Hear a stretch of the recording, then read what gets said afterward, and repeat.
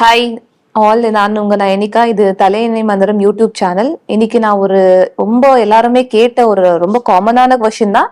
So அடிக்கடி வர்றதுனால அந்த கொஸ்டினை நான் வந்து டாக்டர்கிட்ட எடுத்துன்னு வந்திருக்கேன். பார்க்கலாம் அவர் என்ன சொல்றாரு, என்ன சொல்யூஷன். சார், இப்போ இது வந்து இப்ப இருக்கிற ஜெனரேஷனுக்கு வந்து அது ரொம்ப பெரிய கேள்விதான். என்னன்னா இப்போ வந்துட்டு ஒரு பொண்ணோட வந்து அந்த வெஜினல் இருக்கு இல்லைங்களா, அதை வந்துட்டு ஒரு பைய சக் பண்ணும் போது அவனுக்கு ஏதாவது எஸ்டி, அதாவது செக்ஷுவல் டிசீசஸ் இல்ல இன்ஃபெக்ஷன்ஸ் வருமா அப்படின்னு கேக்குறாங்க. அதே மாதிரி இப்போ பையனோட பென்னிஸ வந்து நம்ம சக் பண்ணும்போது, ஐ மீன் கேர்ள்ஸ் ஃபீமேல் சக் பண்ணும்போது அவங்களுக்கு ஏதாவது இன்ஃபெக்ஷன்ஸ் இல்ல மவுத் அல்சர் ஏதாவது பயம் இருக்கும் இல்லையா சார்? நார்மலா நம்மளுக்கு பார்க்க முடியாது இல்லைங்களா அந்த பாக்டீரியா இருக்கா இல்லையான்னு. சோ இப்ப வந்து என்னன்னா இது இல்லாம கூட ப்ரொசீட் பண்ண முடியலன்றாங்க. இல்ல இது வந்து ஒரு இம்பார்ட்டன்டான ஃபோர் பிளே அப்படின்னு கமெண்ட் அடிக்கிறாங்க. சோ இது நீங்க தான் சொல்லணும், இது வந்து இன்ஃபெக்ஷன் வருதா இல்லையா? அருமையான கேள்வி.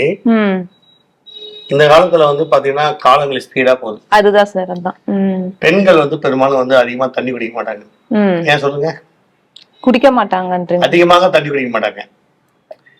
Okay, water. ஆமா, அதிகமா பெண்கள் தண்ணி குடிக்கணும், ஆனா குடிக்க மாட்டாங்க. பெண்களுக்கு சில பெண்களுக்கு வந்து பாத்தீங்கன்னா அதிகமா அவங்களுக்கு ஏறினும் ரெஸ்ட்ரூமோ அடிக்கடி போற சூழ்நிலை வரும். அடிக்கடி வருமா இருக்கும்.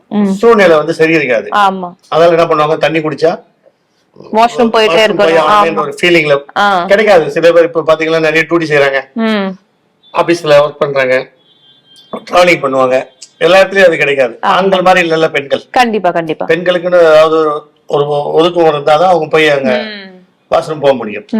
நிறைய பெண்கள் தண்ணி குடிக்காதால ஒரு எஃபெக்ட் வருது. என்ன எஃபெக்ட்னா வெள்ளைப்படுதல் நோய்.